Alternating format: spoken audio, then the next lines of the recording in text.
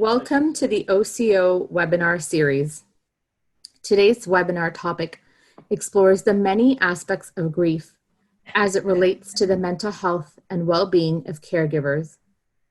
In a deep discussion about coping, loss, and trauma, we will explore the different ways in which we process grief and how we can overcome the challenges that arise during these difficult times.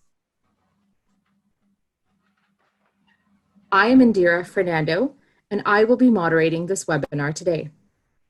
I am the program lead here at the Ontario Caregiver Organization. I am pleased to introduce our speaker today, Sam Miller. Sam is a registered psychotherapist and consultant with over 25 years of experience. He brings particular expertise in trauma counseling and mental health advising. Sam serves on a number of trauma response teams with a particular interest in post-traumatic stress, resilience, and wellness. Sam, thank you for joining us today. Thank you, Indira. Hello, everyone, and welcome to our conversation this week on the many faces of grief. With this being the Mental Health Week, the Ontario Caregiver Organization has invited me to speak with you today about the various dimensions, the various aspects of grief that we can experience in our journey as caregivers. As was mentioned, my name is Sam Miller, and I look forward to the next hour that we're going to spend together, where you and I will explore the dialogue around grief and mental health. Let me tell you just a little bit about me before we begin. I'm a registered psychotherapist, trained as a cognitive behavior therapist, and also as an EMDR therapist.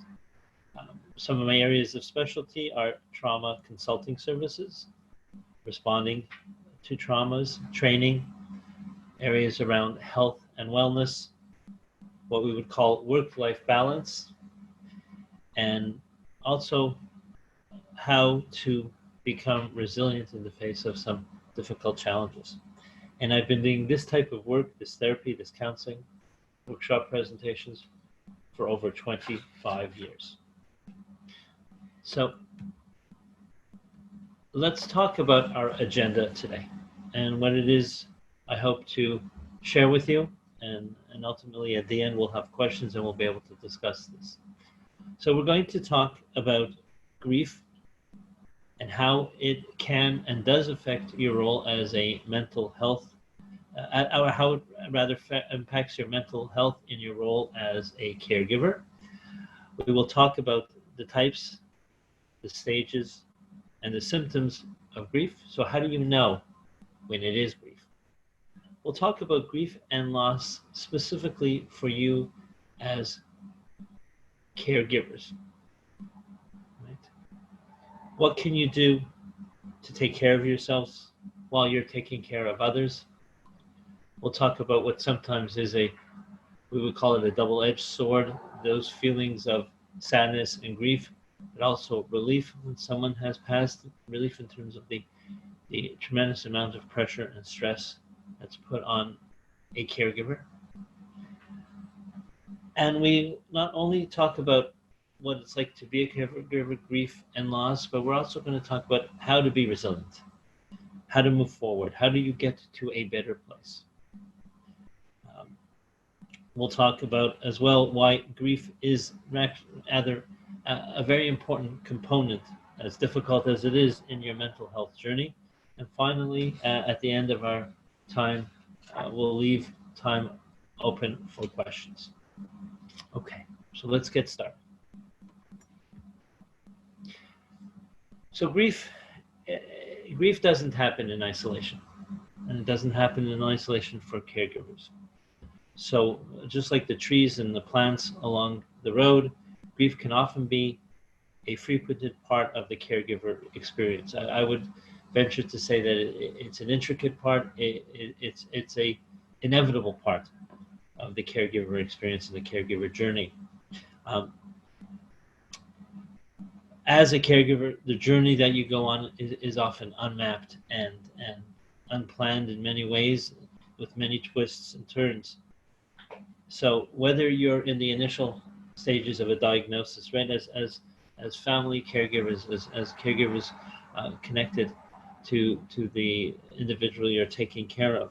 You know, whether we're talking about the initial stages of a diagnosis, um, or whether you're coming in as a caregiver when the recipient can no longer function or care for themselves. Your grief, your sense of loss as a caregiver will come up at many expected times. And it's not only about the physical loss of someone, but also the emotional loss connected to that person or to a certain situation. And as such, we really need to pay attention to how we feel, um, and how we look inside and how we introspect. All of that is going to be critical in supporting what we really need to support, which is our own mental health, as we are caregivers supporting others. So what is grief? What do we mean by the word grief? So number one, it is our natural response to loss. You know, it is the emotional, it's that feeling, that gut-wrenching difficulty, sadness, the emotions that you're going to feel when you lose someone or something you are strongly and emotionally connected to. The more significant the loss, the more intense the grief will be. The more intense the relationship, the connection, the caregiving journey, the more difficult and intense the grief will be. The grieving process, though, is a very difficult one. Possibly one of the most difficult challenges that you're going to face in your lifetime. Again, a very difficult, extremely difficult emotion to deal with, process to go through, but a very necessary one.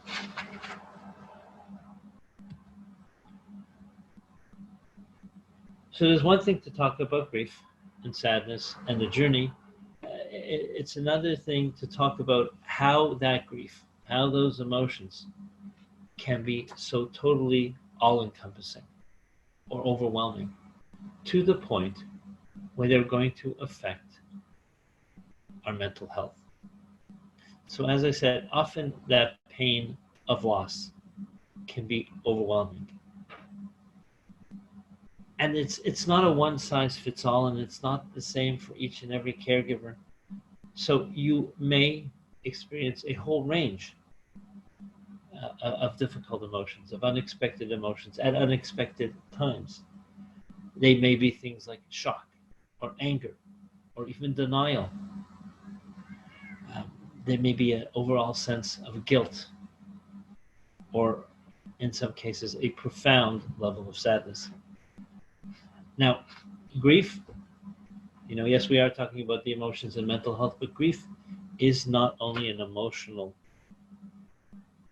issue. It can also affect our physical health, making it difficult to eat at times, or sleep, or even think straight. So when we're talking about our well-being, our overall mental health, grief is very much connected to our physical reactions, our emotional reactions. Again, a just overall connection between the physical and the emotional, and that can be very difficult in our mental health.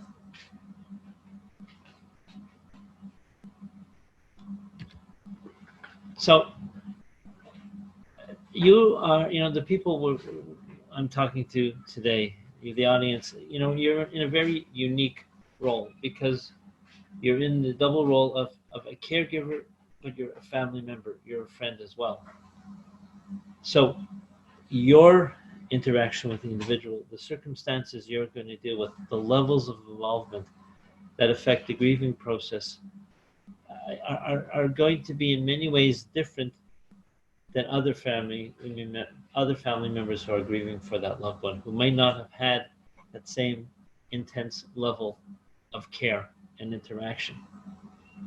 I want to take a moment, even though the focus of today is caregivers from the perspective of family members, or family friends as the role of caregivers, but we need to talk for a moment about what we would call professional caregivers. Um, as a profession, caregiving is unique in that you often develop a very deep, emotional, and truly personal bond with your client, to the point where the lines between client and friend become blurred. As well, you sometimes develop a bond near the end of the client's life. That's when you're sometimes brought in as a caregiver, or more intensely involved, and you interact with family members, and you sometimes spend more time with the person you're caregiving, the client, than other family members are. Yet, when that person passes on, and the job is over, and it's time to move on, that's where it ends for you. So, though not the focus of this talk, um, professional caregivers have to deal with death and grief almost as part of their job description. A very difficult challenge that maybe we would talk about at another time. Just I wanted to bring that up. Um, so today, the webinar is going to address specific challenges of family or friend caregivers. And not only are we going to talk about the challenges, but we are also talking about how to best cope in a very difficult situation. So let's talk about the stages of grief. Right? There is no one size fits all. Your reaction may be different from situation to situation, from moment to moment, may be dependent on your own personal characteristics, things that you may be going through. Um, Now, although we talk about the stages of grief, the reality is that we don't necessarily go through those stages in a linear fashion. We can experience these stages at different times in the process. We can also get stuck at a specific stage, depending on what is happening in our lives. We might even at some point go back, revisit a stage such as loneliness, isolation, or extreme sadness or depression. And that might happen even years after the loss. There's no time frame here, right? So when we talk about the stages of grief,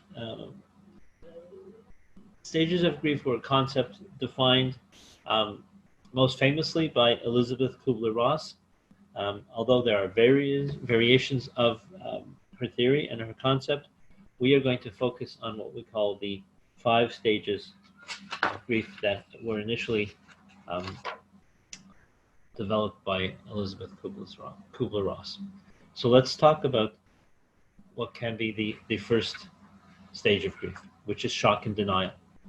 In this stage, there is an inability or an unwillingness to accept that the loss has happened or will happen. Again, sometimes we're talking about the loss when we get a diagnosis, realizing that things are going to change. It's almost as if you're expecting to wake up from a dream. Pinch me, I think I may be dreaming. Um, or experiencing or expecting that things are going to turn around and change and be normal. And sometimes that shock and denial, puts us in a state of inability to do normal functions. Okay. Once we process through that shock, once that shock wears off, once we're in a state of facing the reality, then the emotions come. So we talk about the stage of anger.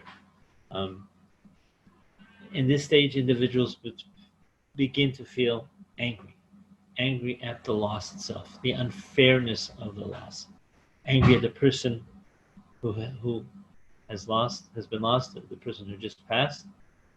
Sometimes anger at ourselves, maybe we didn't do something right, or angry at the doctors that they couldn't save this person, or sometimes from a spiritual perspective, even angry at God. And sometimes we feel abandoned. Now, sometimes these emotions, the intensity of the emotions, can lead to the next stage, which is depression. And depression, it's a struggle with the inevitability and the reality of the loss.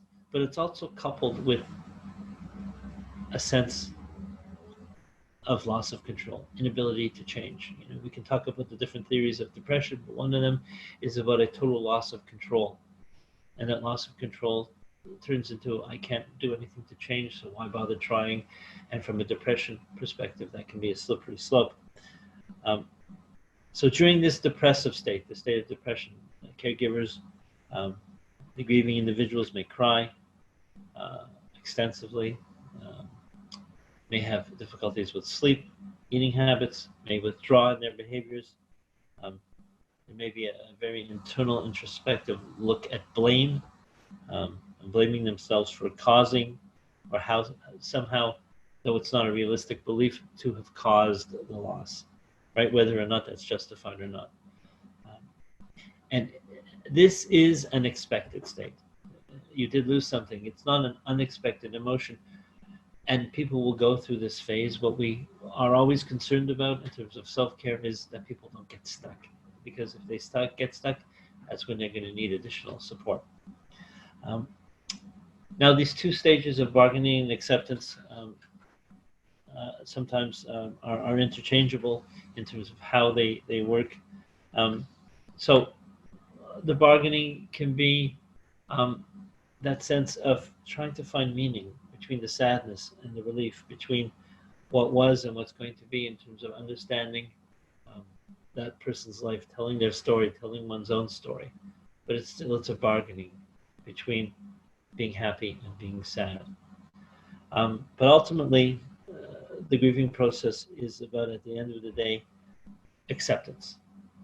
Accepting, because once we accept and face the reality, we can then kind of explore options on how to move forward. It's not closure. It's not over in the sense of we're never going to stop being sad or worried about the individual, but worried about ourselves rather in the reaction to the loss of the individual. But we've accepted it, and we're ready to now move forward. Not move on, rather, but I would say move forward. Now, let's talk for a moment about some types of grief. There are different types of grief sometimes. Now let's look at the quote, on the screen here. Living under the control threat of tomorrow's loss can rob us of our today's if we are not mindful. What do we mean by that? Well, again, we need to be aware of the grieving process, not be afraid of it to a certain extent, and be mindful of how we need to deal with it. So part of that is understanding the different types of grief. Anticipatory grief, that's the type of grief where we're waiting. We're waiting for that loss. We're anticipating a sense of difficulty, right? Sometimes that anticipation is of it being over. So there's sometimes a sense of guilt or shame associated with it. But from an anticipatory perspective, from a preparation perspective, anticipatory grief is also a way of allowing us to prepare ourselves emotionally for what is an inevitable result. We then have what we call ambiguous grief, ambiguous loss, and that's more often an experience of grief when the individual is still with us, but their situation, often this is related to individuals with dementia, so the person we're caregiving for is not the person we know. We can't communicate. We've lost the relationship. They've lost their ability, and sometimes there's fleeting moments of how it used to be. So that ambiguous grief is the person's there, they're not there. I've already lost, even though the person is here. We have sometimes complicated grief, which is a much more long-lasting, severe type of grief where individuals are unable, unwilling to accept the loss and resume their own lives. And this can be extremely intense with things like confusion, immense and unrelenting loneliness, loss of emotional connection, so severe dysfunction in terms of relationship, sudden severe panic attacks. Again, this is the type of grief where additional support needs to be provided. And then we will have delayed grief, where sometimes the ultimate sense of loss um, is not felt till later on. There's a sense of just kind of going through the process, and it won't, either because we're denying the emotions, or we're not allowing ourselves to connect to the emotions. We don't really feel that grief until a much later state. And it can hit us, and it can hit us hard. I know as a trauma responder, grief counselor, sometimes when I deal with people in grief, what they're experiencing is not in relation to the reason I'm there, but sometimes they're reliving or finally dealing with loss and grief that happened years sometimes previously. So these are, again, 4 types of grief, important to understand and know, because you may experience any of these at some point. So when we talk about the grieving process, we like to say it's a whole body experience, because there is a very strong, we know, a very strong mind-body connection. We see it in the effect of stress on our health, etc. So there's a very strong mind-body connection. So too in a very emotional process like grieving. So let's talk a little bit about the symptoms. You can have physical symptoms such as aches and pains, headaches, um, difficulty breathing, really a physical manifestation of the emotion. Social symptoms like um, being withdrawn, um, not interacting with individuals, um, cognitively um, not being as aware of situations or interacting with situations, um, extreme sense of loneliness. We can talk about emotional symptoms, overwhelming loss and grief. Um, Sometimes it affects our cognitive ability, our focus, our attention, a whole range of emotions: anger, disbelief, worry, anxiety, um, worry and anxiety around our own health, etc. And then spiritual symptoms. And when we talk about spiritual symptoms, we often talk about not necessarily religious, though for some individuals, a loss will lead to either um, a affirmation of our religious beliefs or a challenge of our religious beliefs. But sometimes from a spiritual perspective, we're also talking about just introspection, our morals, our ethics, our view of life. So these are all ways that we understand that grief can be and is a whole body experience. Now, let's talk a little bit more about grief and loss for you as caregivers. Over time, the most chronic illnesses, you as a caregiver will experience caring for someone like that, a lot of changes. So the grief and the loss we may be talking about is changes in that individual's ability, changes in the time commitment you're going to make as the illness progresses. Um, so you're constantly having to change to the needs of the care receiver. Um, and not only are we talking about the changes and the losses that you as a caregiver are experiencing, but we're also talking witnessing um, and maybe sometimes almost serving as a role, not only as a caregiver, but as a therapist, as you're helping the person you're caring for deal with things like loss of dignity or mobility, or what was a retirement plan is no longer a retirement plan. And so, again, you have that role as a caregiver, but you sometimes also are serving as a support and a therapist as the person you're caring for is going through that loss as well. Let me take a moment and just talk a little bit about loss. As a caregiver,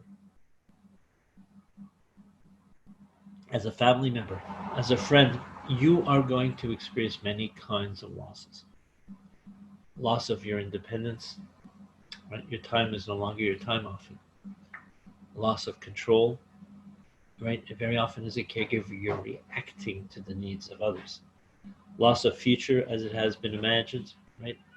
The plans that you had for yourself as an individual, for your family, etc., sometimes are no longer doable. Loss of financial security. Being a caregiver as a family or a friend, a family member as a friend, often involves changes in your ability to earn an income or expenses that you never thought of. Loss of the relationship with that individual as it once was. Loss of sleep, loss of family harmony.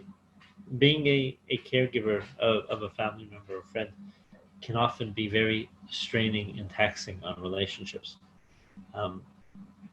And maybe this person that you were caring for was a mentor or someone you were very close with. And now you no longer have that individual to share your life with, to have those conversations, to share experiences. So all these are really difficult, but loss nonetheless, types of loss for you as a family or friend who's a caregiver.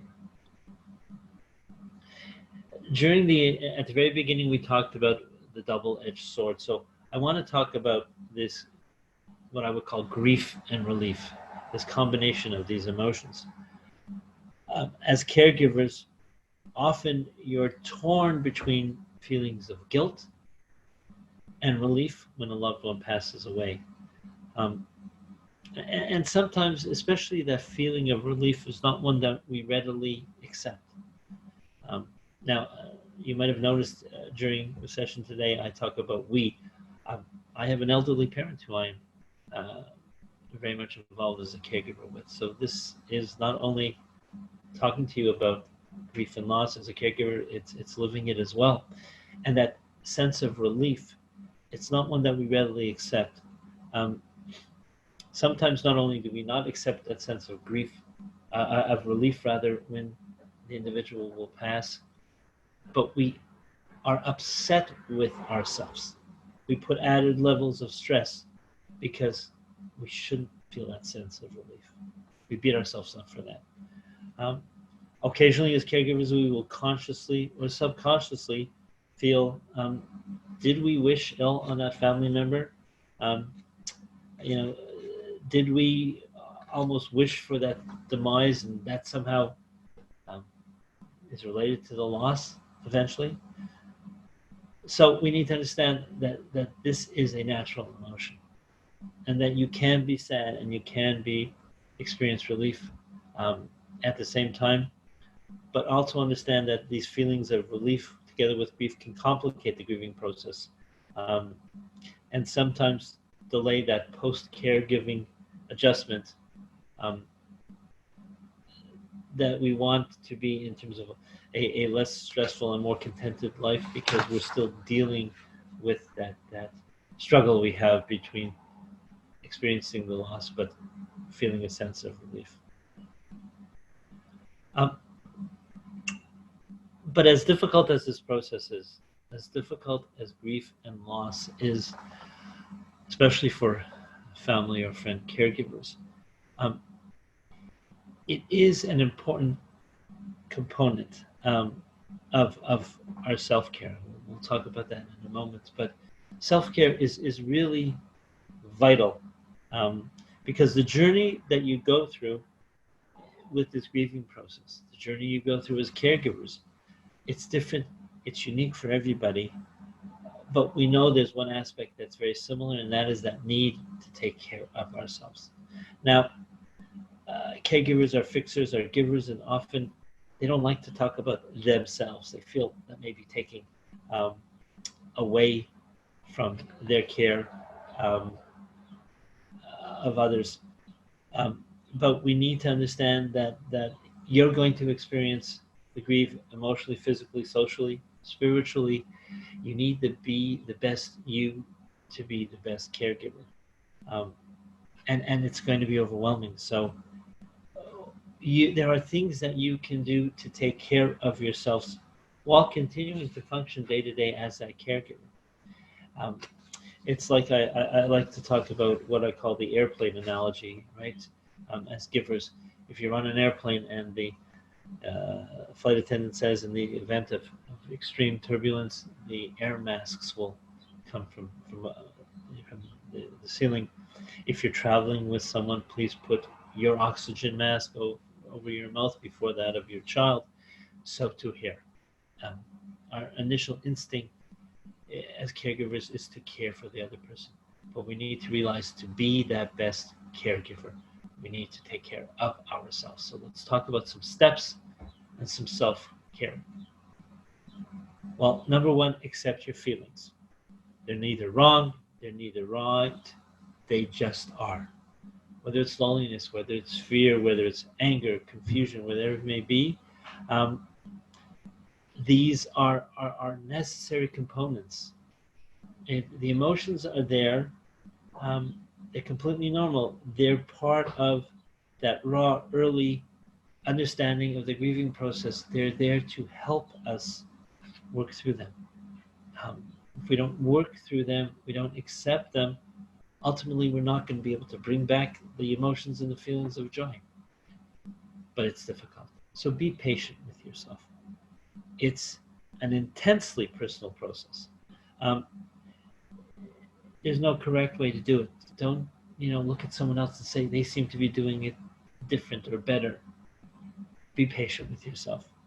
There's no specific time frame. It will take as long as it needs to take.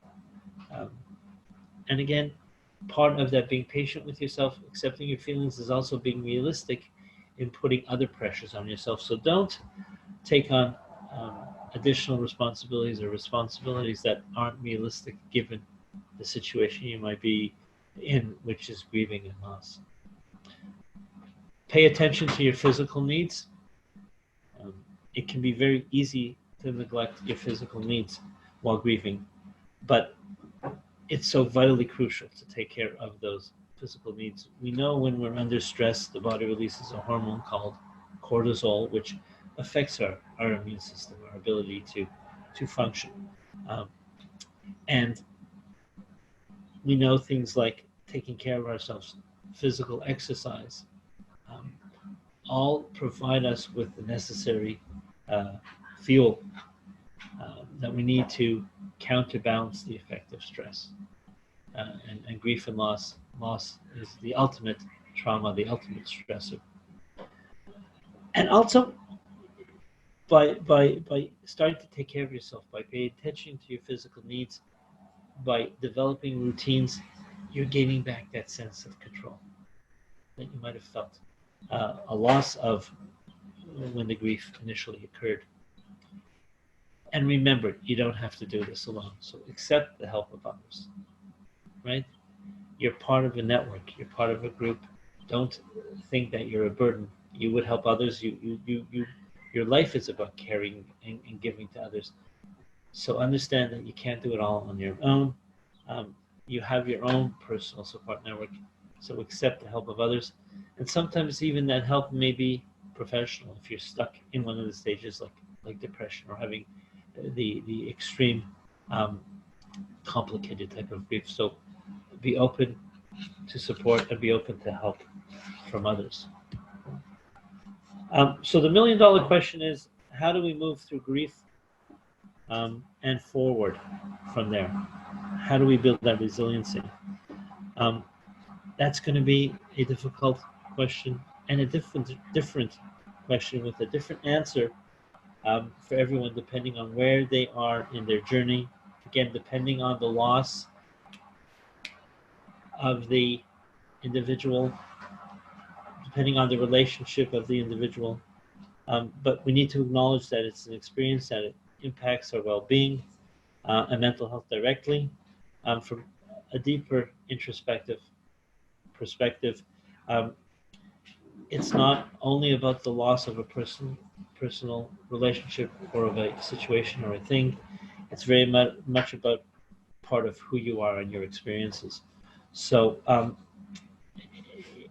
it can be good for you in that it creates an ability to be introspective. Um, and it's part of it, frankly, a deeper transformation that is occurring.